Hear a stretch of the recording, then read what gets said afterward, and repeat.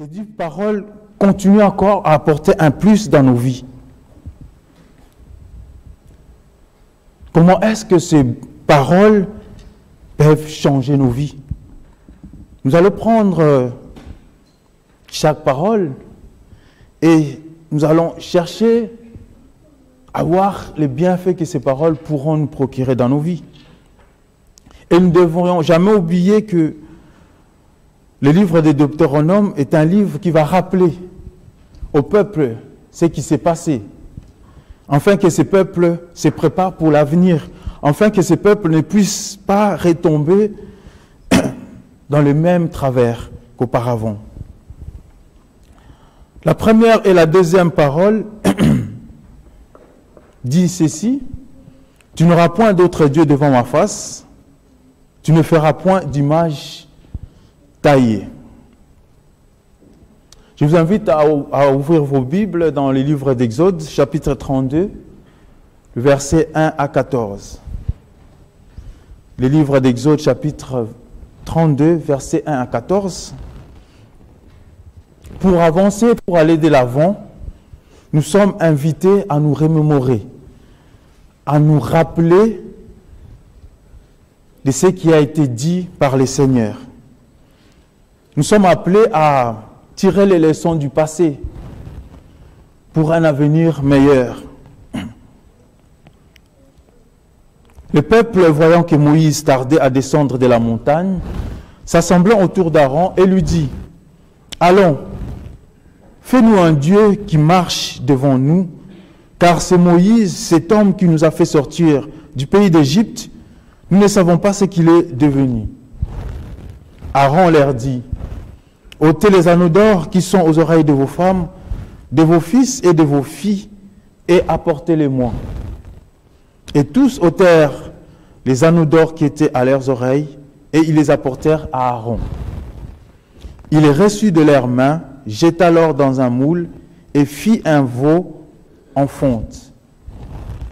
Ils dirent d'Israël: « Voici ton Dieu qui t'a fait sortir du pays d'Égypte. » Lorsqu'Aaron vit cela, il bâtit un autel devant lui, et il s'écria: « Demain, il y aura fête en l'honneur de l'Éternel. » Le lendemain, ils se levèrent de bon matin, et ils offrirent des holocaustes et des sacrifices d'action de grâce.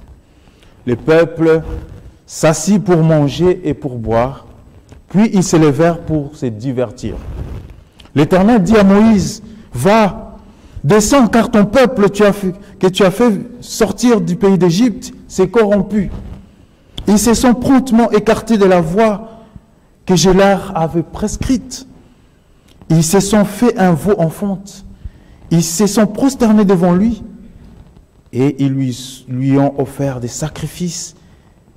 Et ils ont dit: « Israël, voici ton Dieu qui t'a fait sortir du pays d'Égypte. » L'Éternel dit à Moïse: « Je vois que ce peuple est un peuple au cou roide.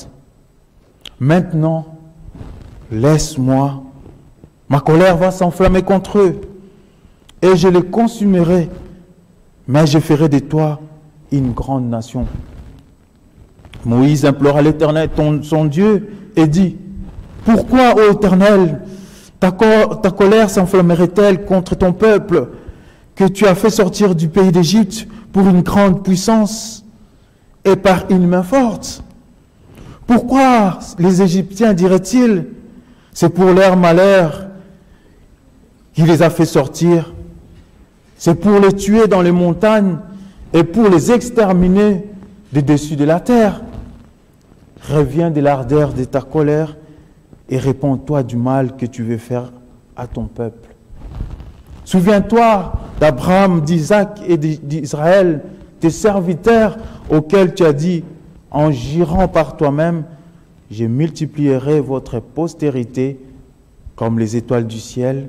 Je donnerai à vos descendants tous ces pays dont j'ai parlé, et ils posséderont à jamais. » Et l'Éternel se repentit du mal qu'il avait déclaré vouloir faire à son peuple. Quel bienfait pourrions-nous trouver dans ces deux interdits? Quel bienfait pourrons-nous trouver dans ces deux interdits? Ici, on nous montre l'image physique du veau d'or. Mais est-ce que dans nos vies présentement, nous n'avons pas d'autres images, d'autres idoles qui prennent la place de Dieu? D'autres idoles qui supplantent Dieu? Une enquête menée en 2019 sur le Belge et leurs valeurs. L'enquête montre clairement que la famille est prioritaire dans nos valeurs. Ensuite, nous voyons que ce sont des amis qui occupent la deuxième place, 92%. Ensuite, les travails. Après, les temps libres. Ensuite, la religion, 40%. Et enfin, la politique. La place de Dieu. Est-ce que la famille, notre famille n'a pas remplacé, n'est pas devenue une image taillée, où nous nous préoccupons beaucoup plus de notre famille que de la foi de celle-ci? Sommes-nous conscients de cela? Est-ce que quotidiennement, nous nous posons cette question en se disant, est-ce que la foi s'ancre de plus en plus dans nos vies?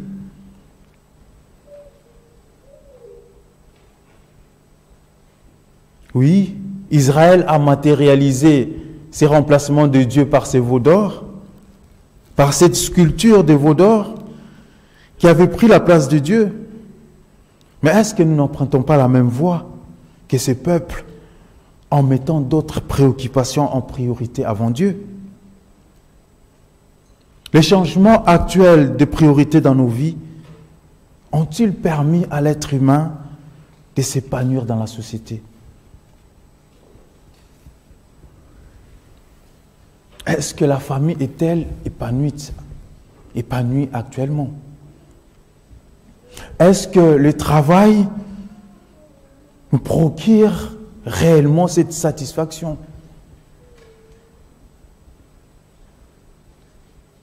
Pensez-vous réellement que les liens sociaux et familiaux se solidifient au fil du temps? Surtout avec cette crise sanitaire liée au Covid. Des personnes âgées abandonnées dans les maisons de repos. Bien au contraire. Bien que cette famille devienne une priorité pour chacun de nous, mais elle devient de plus en plus décomposée, récomposée, mais rarement refondée. Rarement refondée. La famille, cette image des dieux sur terre, qu'est-ce qu'elle représente encore actuellement? Est-ce que lorsque nous nous appuyons sur notre famille, cela nous aide à avancer ou ça crée beaucoup plus de problèmes? L'individualisme a pris le pas sur l'esprit du groupe et d'équipe. Nous subissons cette même influence au sein de nos églises, car nous ne devrions jamais oublier que l'Église est avant tout une famille qui doit représenter l'image de Christ sur terre. Est-ce que cette importance accordée à la famille, avant même Dieu, nous procure-t-elle la paix et la joie? Pour être honnête, je peux dire sans se tromper, bien évidemment que non. Le travail, venez à l'église, je n'ai pas le temps, je dois travailler. S'impliquer à l'église, on n'a pas le temps, je dois gagner mon pain. Bien évidemment, Dieu veut que nous puissions travailler. Nous puissions prendre soin de nos familles. Mais est-ce que ce travail ne devient-il pas cette image taillée ces veaux d'or que nous adorons jusqu'à l'épuisement. Dieu n'est pas contre les travails. Mais lorsque ces travail devient, ces veaux d'or, cette image taillée, devient une forme d'adoration.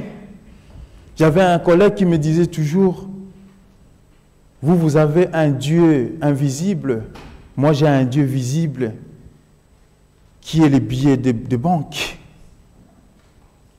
Est-ce que ces billets de banque ne deviennent-ils pas notre image taillée? Est-ce que nous ne les taillons pas au fur et à mesure, jour après jour? Cela prend de la place. Comment comprendre et comment savoir que ne pas mettre son travail en avant, ne pas remplacer le travail, donner cette place à la place de Dieu, nous procure un bienfait. Nous voyons les conséquences. Une enquête récente réalisée en 2019 par l'UCL montre que le stress est devenu une grande cause de souffrance et de maladies à longue durée parmi au moins 450 000 travailleurs. Nous courons cette image taillée, nous courons après cet argent, cette priorité. Et évidemment, nous voyons des conséquences néfastes dans nos familles. Et je peux affirmer que lorsque nous mettons Dieu en avant tout ce travail, avant cette famille, nous serons en bonne santé. Ne pas mettre la famille comme une forme d'adoration est un bienfait pour nous. Cela nous évite des stress. Cela nous permet d'avancer. Cela nous permet d'éviter des stress. Et Dieu intervient. Et nous voyons à travers ces textes que lorsque nous confions nos vies à Dieu, lorsque nous mettons Dieu en priorité, il intervient même au sein de nos tempêtes. Marc 4, 35 à 40. Ces mêmes jours, sur le soir, Jésus leur dit, « Passons à l'autre bord. » Après avoir renvoyé la foule, ils l'amenèrent dans la barque où il se trouvait. Il y avait aussi d'autres barques avec lui. Il s'élevant un grand tourbillon, et le flot s'est jeté dans la barque au point qu'elle se remplissait déjà. Il lui dit, il dormait à la poupe sur le coussin. Ils se réveillèrent et lui dirent, « Maître, ne t'inquiètes-tu pas que nous puissions périr ?» S'étant éveillé, Jésus menaça le vent et dit à la mer, « Silence, tais-toi !» Et le vent cessa, et il y eut un grand calme. Puis il leur dit, « Pourquoi avez-vous un si peur? Comment n'avez-vous point de foi ?» Ne pas considérer le travail et la famille comme l'image taillée, faire confiance uniquement en Dieu, nous procure la paix, nous procure la tranquillité au sein même de la tempête. La troisième parole dit ceci, « Tu ne prendras point le nom de l'Éternel, ton Dieu, en vain. » Le psaume va rappeler cette importance, cette révérence envers Dieu. La crainte de l'Éternel est le commencement de la sagesse. Tous ceux qui l'observent ont une raison saine. Sa gloire subsiste à jamais. Est-ce que nous considérons Dieu comme une personne banale, que nous pourrions les traiter en vain, que nous pourrons traiter son nom comme bon nous semble? Nous sommes tellement proches de Dieu que nous le considérons uniquement comme étant notre ami. Le respect et la révérence envers Dieu solidifie notre relation et nous apporte énormément de bénédictions. La quatrième parole, observe les jours du repos pour les sanctifier. Observe les jours du repos pour les sanctifier. Tu te souviendras que tu as été esclave au pays d'Égypte et que l'Éternel, ton Dieu, t'en a fait sortir à main forte et à bras étendus. C'est pourquoi l'Éternel, ton Dieu, t'a ordonné d'observer les jours du sabbat. Nous étions esclaves. Est-ce que nous considérons encore les jours du sabbat comme étant une libération? Les jours où Dieu nous délivre de nos chaînes, de notre train-train, de la vie, de tout ce qui nous angoisse, de tout ce qui nous apporte la crainte, où nous considérons les jours du sabbat comme un jour comme un autre, où nous anticipons les choses, où nous disons que vaut mieux que Dieu me trouve dans l'église au cas où il revient, où nous avons la ferme conviction que ce jour-là est un jour mis à part, un jour sanctifié, un jour qui m'apporte la paix, la tranquillité, un jour qui m'enlève les stress. Le sabbat est un bienfait pour nous. Les jours du sabbat nous apportent la paix, la tranquillité, mais à condition que nous le voulions. À condition que nous prenions une décision ferme. Le Créateur commence le 4e commandement par ces mots. Souviens-toi, il savait que l'homme, absorbé par ses affaires et ses soucis, serait tenté de ne pas se conformer à toute l'exigence de la loi ou d'en oublier l'importance sacrée. C'est pourquoi il dit, souviens-toi du jour du repos pour les sanctifier. Il faut se souvenir du sabbat pendant toute la semaine afin de préparer à l'observer selon les commandements. Les jours venus, ne nous reposons pas seulement d'une manière légale, mais comprenons qu'il doit avoir une influence spirituelle sur tous les cours de notre vie. C'est lui qui considère les sabbats comme un signe entre lui et Dieu, signe indiquant que le Seigneur, qui les sanctifie, représente les principes du gouvernement céleste. Dieu, dans sa vie de chaque jour, il demandera à Dieu de faire reposer sur lui la bénédiction qui découle de l'observation du sabbat.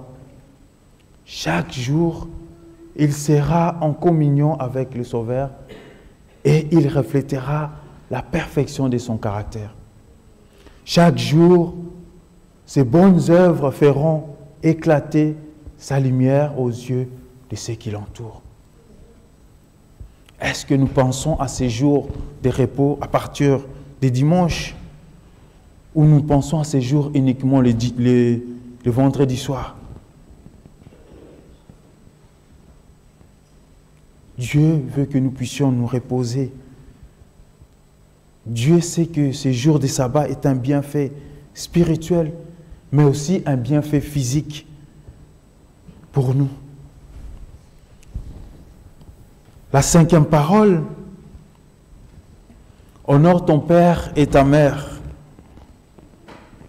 Honore ton père et ta mère, c'est le premier commandement avec une promesse, afin que tu sois heureux et que tu vives longtemps sur terre.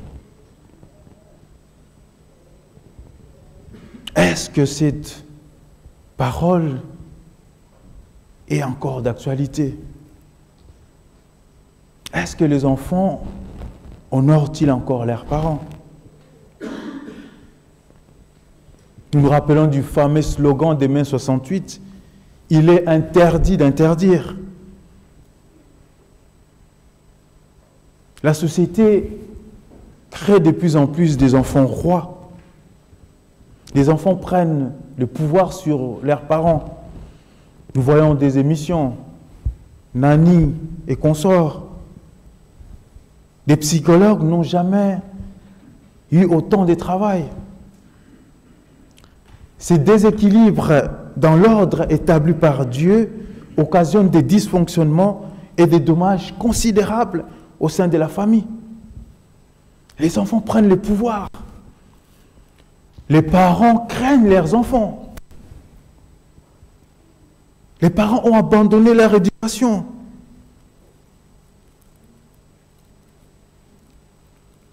Oui, c'est vrai, nous pourrions nous dire que cela concerne les gens qui ne connaissent pas Dieu. Mais nous voyons aussi cette influence dans nos vies, dans nos familles chrétiennes, où l'éducation qui doit être prodiguée à l'égard de nos enfants n'est plus faite. Et souvent, les parents rejettent cette responsabilité à l'Église. Les parents se plaignent de l'Église. Pourquoi l'Église ne suit pas nos enfants?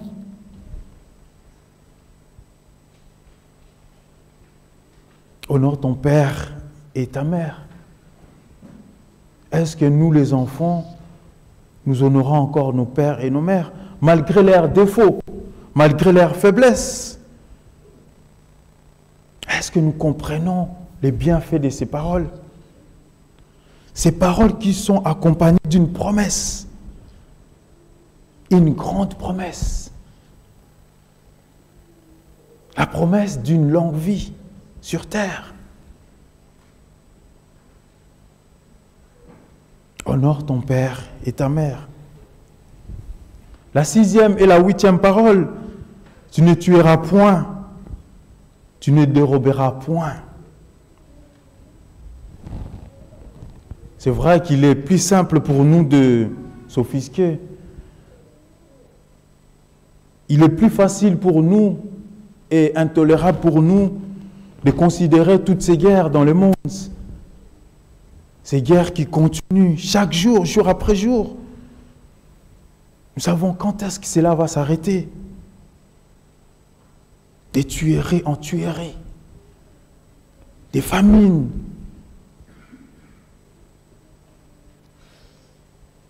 Cela nous semble intolérable. Mais il y a aussi une autre forme de tuerie que parfois nous considérons comme étant banale. Quelle est notre position par rapport à la peine de mort prononcée par exemple contre un violeur en série?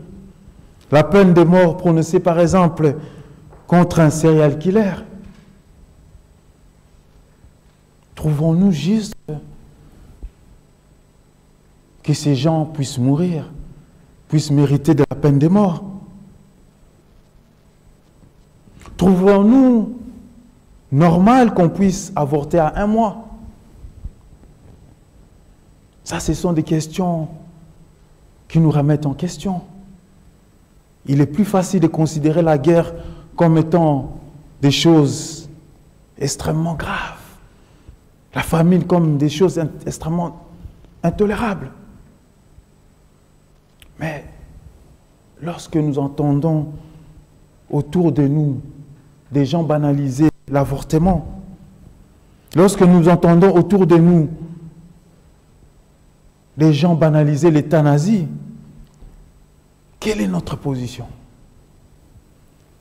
Est-ce que nous nous disons que nous devons s'adapter au monde?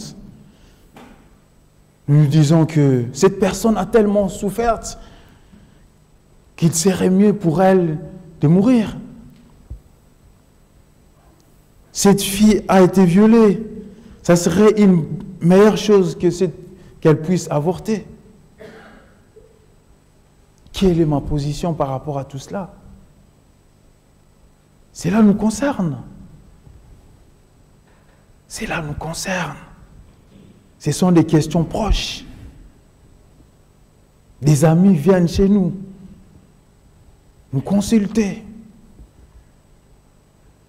Je ne suis pas mariée, je suis enceinte, je voudrais avorter.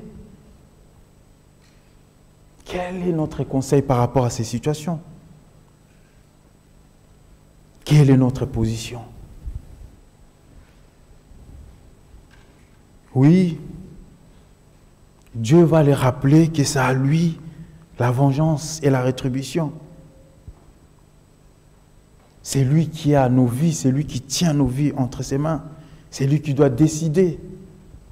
Si nous considérons la vie d'un être humain comme étant au-dessus de tout, cela nous procurera un bienfait. Et cela va transformer la société en profondeur. 9e parole, tu ne porteras point de faux témoignages contre ton prochain. Tu ne porteras point de faux témoignages contre ton prochain. La bédisance et la calomnie sont devenues des choses complètement banales et normales. Nous ne nous rendons même pas compte de la destruction qu'il y a derrière. C'est là. Ça occasionne la destruction de l'Église. L'Église qui est le corps du Christ. On prend parfois tellement de plaisir à casser du sucre sur notre prochain, sans prendre même les précautions de vérifier certaines informations.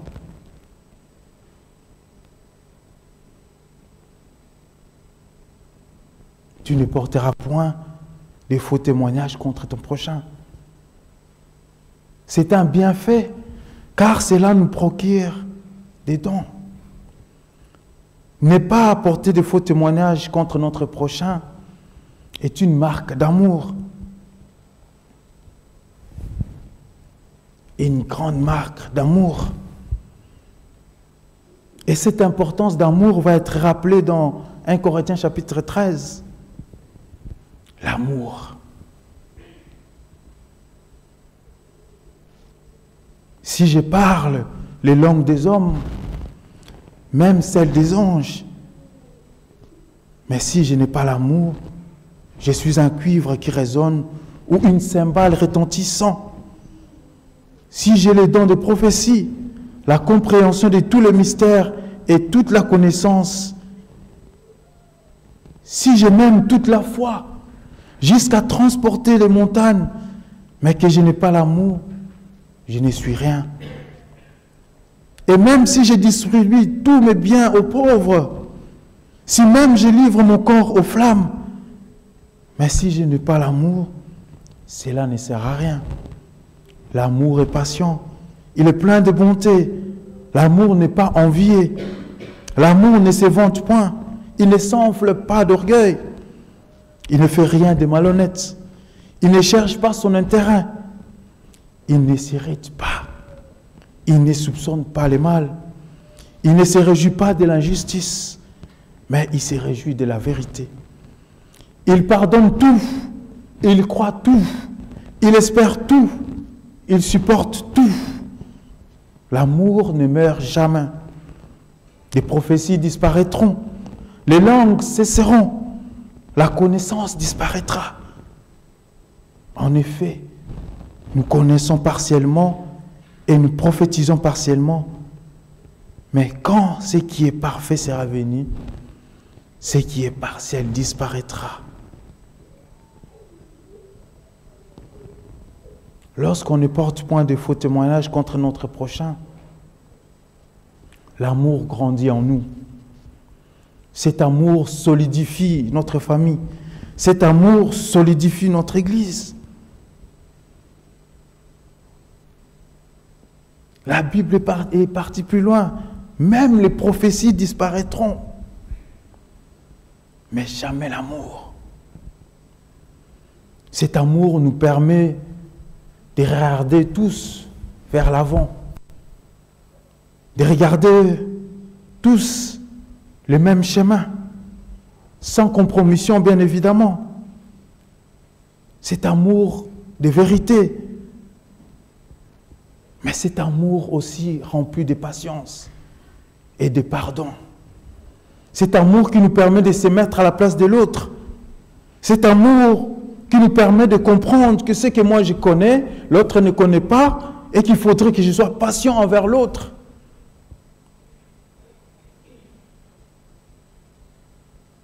Cet amour qui nous permet d'enlever l'autre, de lui parler avec gentillesse et amour. Cet amour qui crée en nous l'humilité, de reconnaître nos torts, de reconnaître nos fautes. Cet amour qui nous permet, oui, parfois, de s'abaisser pour élever l'autre. Cet amour procure un bienfait lorsque nous ne portons point de faux témoignages envers l'autre. La 7e et la 10e parole. Tu ne commettras point d'adultère. Tu ne convoiteras point la femme de ton prochain. Ah ouais. Quelle parole qui semble de plus en plus banale. Cette image vous dit-elle, vous dit quelque chose. Est-ce que vous connaissez cette image? Quelqu'un a une idée de cette publicité, par rapport à cette publicité? Quelqu'un a une idée? Un site de rencontres.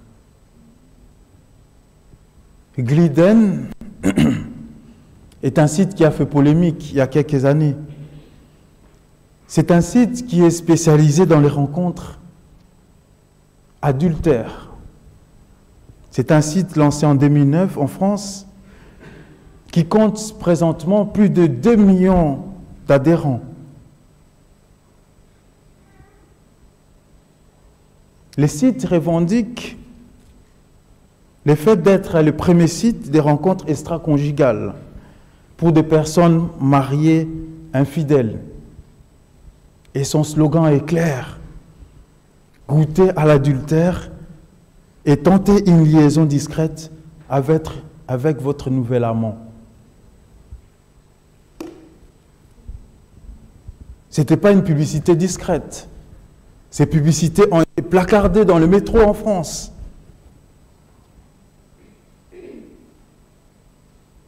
L'adultère se banalise. Tromper son conjoint relève d'une banalité. Aux 4 coins du globe, l'infidélité est de plus en plus tolérée. L'homme, s'il a l'argent, il peut avoir 2, 3, 4, 5 épouses. La Bible est même utilisée. La Bible n'a pas dit que la femme devrait répudier son mari. C'est plutôt l'homme. Et nos gouvernements ne sont pas du reste. En Belgique, depuis le 27 avril 2007, le divorce est plus facile et plus rapide. On appelle ça souvent le divorce par consentement mutuel et pour cause déterminée. Et on trouve que l'adultère est devenu de plus en plus une des causes de ces divorces. Plus besoin de se justifier, plus besoin de se tracasser. La société tolère tout cela. C'est pourquoi l'homme quittera son père et sa mère et s'attachera à sa femme, et les deux deviendront une seule chair. Ce mystère est grand, je dis cela par rapport à Christ et à l'Église. Ce mystère est grand, je dis cela par rapport à Christ et à l'Église. 1 Corinthiens chapitre 12, versets 20 à 26 va rappeler cette symbolique de ces mystères. Maintenant donc, il y a plusieurs membres et un seul corps.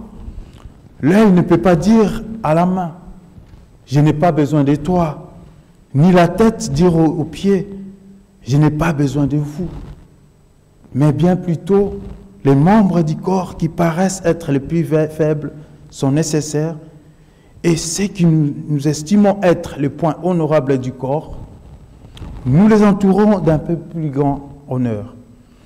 Ainsi, nos membres les moins honnêtes reçoivent le plus d'honneur, tandis que ceux qui sont honnêtes n'en ont pas besoin. Dieu a disposé les corps de manière à donner plus d'honneur à ceux qui en manquaient, afin qu'il n'y ait pas de division dans les corps, mais que les membres aient également soin les uns des autres. Et si un membre souffre, tous les membres souffrent avec lui. Si un membre est honoré, tous les membres se réjouissent avec lui. Est-ce que nous considérons encore les mariages, la vie des couples comme étant ces grands mystères? Ces mystères par rapport à Christ et l'Église. Est-ce que nous considérons que notre relation maritale est une forme de relation que Christ a eue avec l'Église? Ou nous considérons cela comme un contrat, comme un autre, où nous mettons des clauses dans lesquelles nous indiquons que si ma femme ne prépare pas bien, je pourrais la répudier. Ou nous notons, au cas où mon mari n'aura pas le boulot, je pourrais sortir de ces mariages-là. Quelle est notre position par rapport à ça? Est-ce que nous considérons le mariage comme étant un centre de la mission du Christ? La famille, la cohésion familiale comme étant les centres de l'évangélisation du monde, ou nous trouvons cela comme une chose, comme une autre?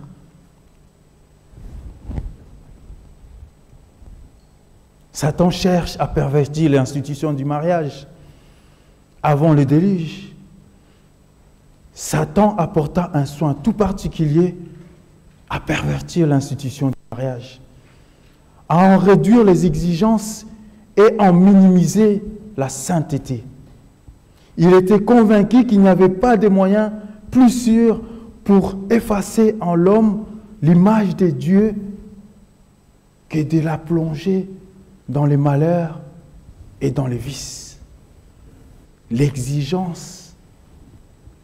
Satan veut minimiser l'exigence et l'aspect de sainteté de l'institution du mariage.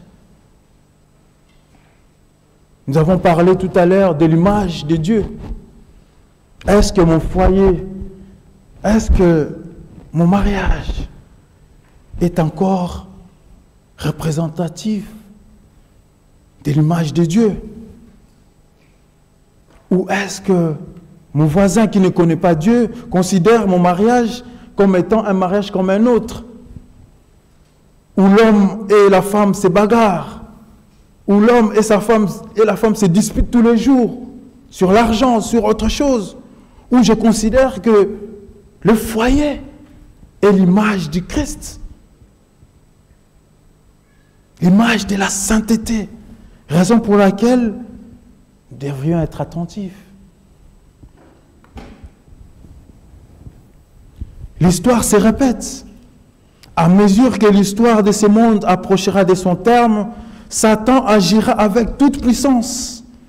De la même manière et avec des séductions semblables à celles qu'il utilisa pour tenter l'ancien d'Israël juste avant son entrée dans la terre promise, il tendra des pièges à ceux qui prétendent garder les commandements de Dieu et qui sont sur le point d'atteindre la Canaan céleste.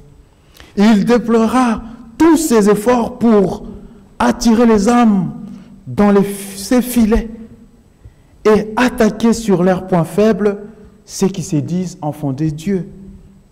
Satan est résolu à écraser par ses tentations et à souiller par la sensualité l'âme de ceux qui n'ont pas soumis leur passion aux facultés supérieures de leur être, qui ont permis à leur esprit de s'abandonner à leurs désirs charnels et à leurs penchants les plus bas.